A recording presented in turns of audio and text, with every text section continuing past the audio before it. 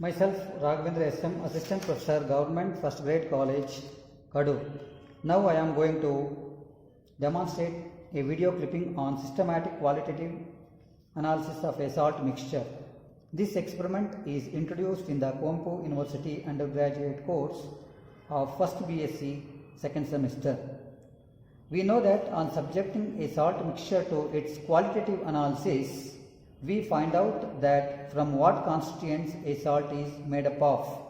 Hence, qualitative analysis deals with the detection and identification of the constituents of a chemical substance. An inorganic salt is formed by the reaction of an acid with a base.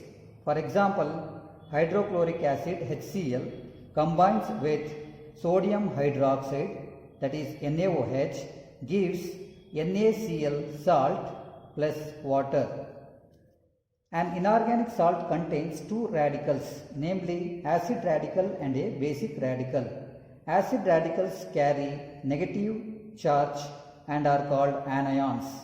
They are obtained from the acid derivative. For example, Cl minus radical is derived from HCl. Similarly, basic radicals carry positive charge and are called cations. They are obtained from a base. For example, Na plus radical is derived from the base NaOH. The detection of acid radical and a basic radical in a salt mixture is known as inorganic qualitative analysis. The physicochemical principles involved in the qualitative analysis of an inorganic salt includes ionic equilibria, common ion effect, solubility product, precipitation and complex ion formation. The qualitative analysis of a salt mixture involves the following stages. First one, preliminary examination of the salt mixture. Second, detection of acid radicals. Third, detection of basic radicals. The detection of acid radical has to be made prior to the detection of basic radicals, as acid radicals such as phosphate, borate, etc. interfere in the analysis of basic radicals.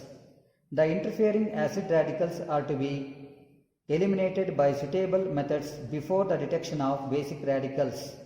The acid radicals have been divided into three groups for the purpose of identification as first group, second group and the third group.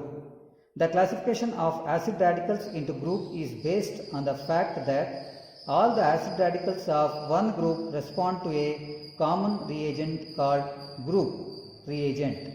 First group and second group acid radicals give characteristic reactions when treated with the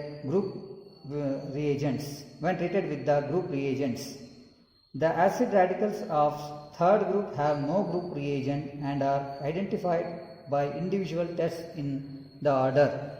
Now let us examine a salt mixture for the detection of the acid radicals. Here we can see a salt mixture. So therefore the analysis of this salt mixture involves the preliminary step. In the preliminary step, we observe the salt mixture in terms of its appearance, color and solubility test. First let us examine the salt mixture for its preliminary test. The appearance of the salt can be either amorphous or crystalline. The given salt mixture here appears to be amorphous, so because when it is put in between the fingers, it shows the powdery nature. So amorphous nature infers that the salt mixture may contain either carbonate or bicarbonate in the mixture.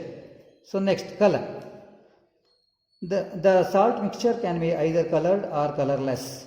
Here the given salt mixture appears to be pale pink, which infers that the salt mixture may contain manganese Mn2 plus ions. So the next step of preliminary test is solubility in water. Let us test the solubility of the salt mixture in water. Let us take a test tube and take a small quantity of the salt mixture and add a small quantity of water to it and mix well. So let us check the solubility of this salt mixture in water. Here we can see that the salt mixture is going to settle down and hence it is insoluble, which infers that Na plus, K plus, NH4 plus, that is sodium, potassium and ammonium ions may be absent. The second step of analysis is detection of the acid radicals. So let us first analyze the first group acid radicals. In the first group we have two radicals, CO3 2 minus, that is carbonate, and HCO3 minus, that is bicarbonate. So in order to find out the radicals in the first group, let us take a salt mixture and add the first group reagent, dilute HCl. The first group common reagent is dilute HCl. Let us add a small quantity of dilute HCl to it and observe what happens. So if the salt mixture gives brisk effervescence with dilute HCl, which here we can see that the salt mixture gives brisk effervescence with the group reagent, which shows the presence of first group acid radicals, that is carbonate and or bicarbonate. So therefore let us distinguish whether it is carbonate or bicarbonate. So therefore the next step is distinguishing test for carbonate and bicarbonate. So let us again take a small quantity of the salt mixture, add a small quantity of water and dissolve it and boil the mixture, and then let us pass the vapors of the salt mixture into a test tube containing lime water. Let us take lime water in another test tube, and now let us pass the vapors of the salt mixture into a test tube containing lime water. If the vapors of the salt mixture give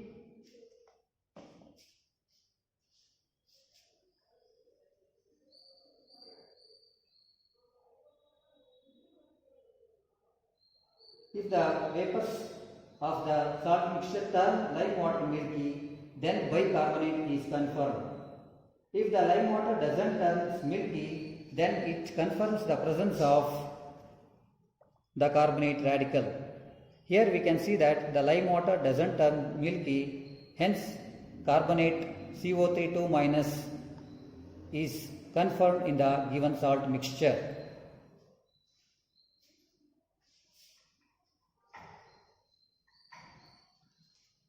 Now let us move on to the detection of second group acid radicals. Again let us take a small quantity of the salt mixture and dissolve the salt mixture in the second group reagent, which is concentrated sulfuric acid. So let us take small quantity of the salt mixture and dissolve it in concentrated sulfuric acid. If the salt mixture undergoes vigorous reaction with the evolution of the colorless fuming gas, then second group radicals are present. If the salt mixture does not undergoes vigorous reaction, then the second group acid radicals, that is chloride, bromide, iodide and nitrate are absent. Here we can observe that there is no vigorous reaction with the salt mixture with concentrated sulfuric acid, hence the second group acid radicals are absent. So further, let us move on to the detection of third group acid radicals. To find out the third group acid radicals, let us take a small quantity of the salt mixture, then add dilute HCl to it,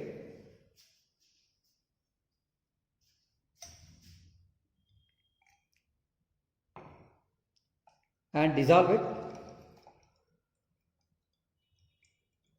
And then to this mixture, let us add barium chloride solution.